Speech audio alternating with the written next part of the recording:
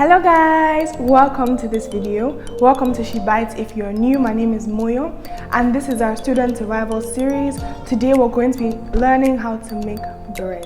Why did I say learning? Today I'm going to be showing you my recipe for bread. This is a really simple, really basic bread recipe. It's really easy for students.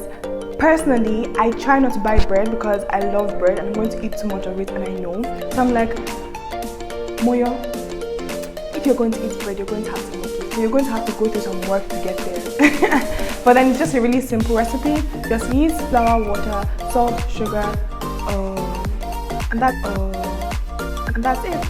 Yeah, it takes a bit of time, but you can always leave it to rest, leave it to prove while you're doing other things with your day. I hope you enjoy this. I hope it's easy and accessible, and it's also quite cheap. Thank you. So I actually have two bread recipes for you. This is like my proper yeast bread that you leave to rise.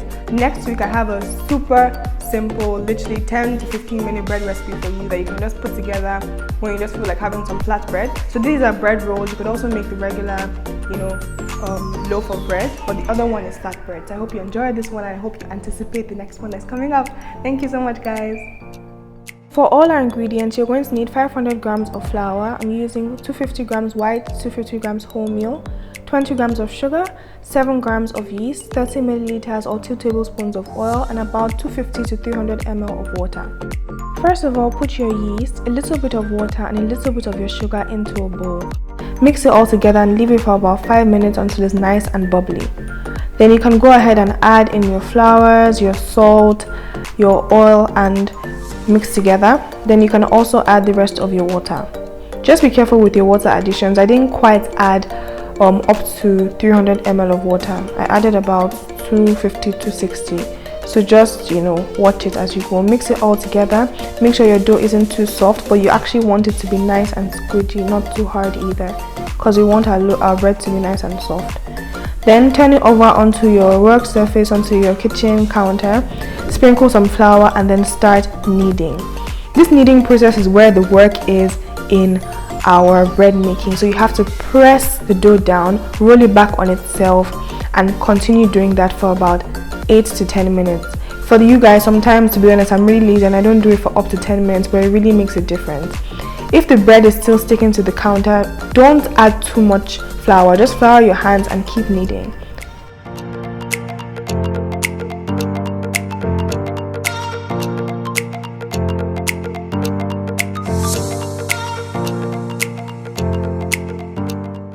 You can see after 10 minutes our dough looks so much better. It looks so much more compact, and I didn't add a lot of flour to it. I just kept kneading, and you can see when you press it down, the dough springs back quite nicely.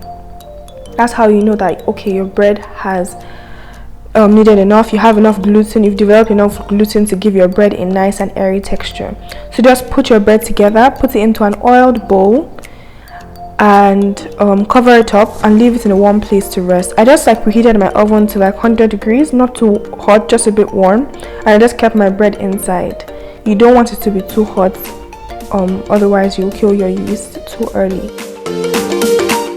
So after about 45 minutes to an hour, bring out your bread. You can see it's puffed up very nicely. I was really happy, guys.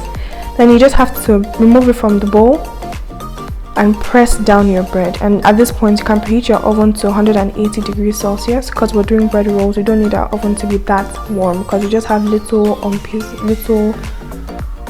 pieces of bread, if you can see that.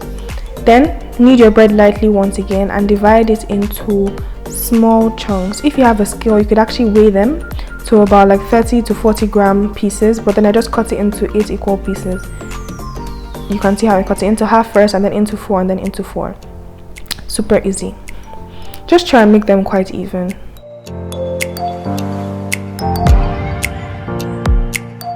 Next, you're going to knead each one a little bit and shape it. You don't have to knead it much, just knead it a little bit to bring it together. Turn it over and shape it. So this shaping part can be a little tricky for people. It took me quite a while to get it. But all you want to do is put your hand on top of the ball and roll. You don't want to have too much flour under the surface. You can see I put too much flour here, and I had to add some water to my hands, because if you have too much flour, then you're not going to be able to roll it into a ball nicely. What you want to do is have a little bit of a sticky surface, and then roll the ball under the palm of your hand and use your thumb to sort of bring it in. Use your thumb to ensure that it's forming into a ball. I hope you can see what I mean, and I hope when you try it, it works out in your kitchen. But with time, you'll definitely get it. Obviously, if it's not working that well, you can just roll it into a ball. Like, it's actually fine. It will still form a bread roll, so don't worry too much about that. Next, put them on your baking dish, and you're going to leave them to brew for a few minutes, just like 5 minutes. Then you're going to put some milk on them or some egg. You can do an egg wash as well. You can just beat together some egg yolk and put it on your bread rolls, but here I just use milk, and this is just to ensure that it browns nicely on the top when you put it in the oven. So you're going to put it in the oven for about 20 to 25 minutes ish, just until when you bring out the bread and turn it over and you sort of tap the bottom, you can hear the sound. Yeah, that's not a very good description, but you're going to see. Yeah, so you turn it over and you beat, and you should hear that sound. Then you know that your bread is cooked all the way through. So there we have it, our lovely little bread rolls. It's a really lovely thing to do. It's lovely to make your own bread. It's a really fulfilling activity, and if you have flour at home and yeast, then it's great. As you can see, I have my yeast in like little packs, because I feel that when you buy a really large amount of yeast and you don't use it frequently, then the yeast gets deactivated quite quickly. So that's why I buy the small sachets. And here I just served it with some garlic butter, and see how nice and smooth it is on the inside. It was still warm here, guys. It was so delicious. So I hope you try out this recipe. I hope it's simple enough. I hope you get sort of what I've done and I hope it definitely adds to your weekly, your monthly cooking. So yeah, thank you so much for watching, guys. Bye.